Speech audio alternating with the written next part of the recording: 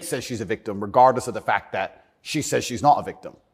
So it's very interesting because the difference between sex and rape is consent, right? Right. But they remove all of that. They're like, nope, you're a victim. No matter what you say, we're deciding you're a victim. And they've chosen them. And of course, these girls do nothing pornographic. They've never had sex with anyone, nothing to do with that. So they've picked TikTok. So it's scary. Imagine you're a full-grown man anywhere in the world today. They can find two girls who have TikTok on their phone, which is every single female on the planet, and they can accuse you of forcing them to take the TikTok money. And even if the girls say they didn't do that, this isn't true, then you're still a human trafficker. But force, what does that consist of? Forcing someone to do something? Are they accusing you of using violence or? No, they're accusing me, and this is the thing, they're accusing me of using the lover boy method, coercing them by being nice.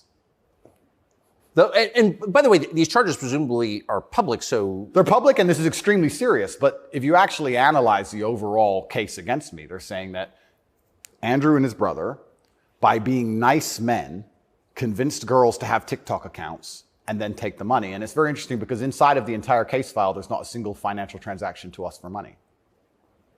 What are the penalties? They're extremely severe, 5 to 10 years in jail. And I've already served, coming up now, 7 months in a form of jail. They can only hold So you are essentially incarcerated right now. Absolutely, I'm on house arrest, and that counts as jail. You can only be held 6 months without charge.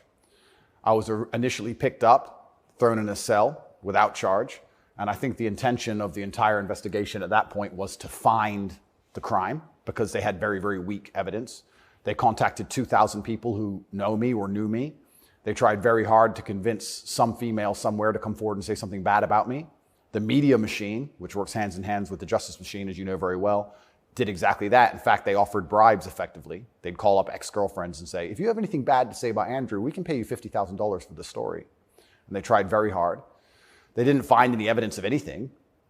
They then released me on house arrest, and then 2 days before the legal limit in which they had to drop everything, they charged me with whatever they had from the beginning, which is very little.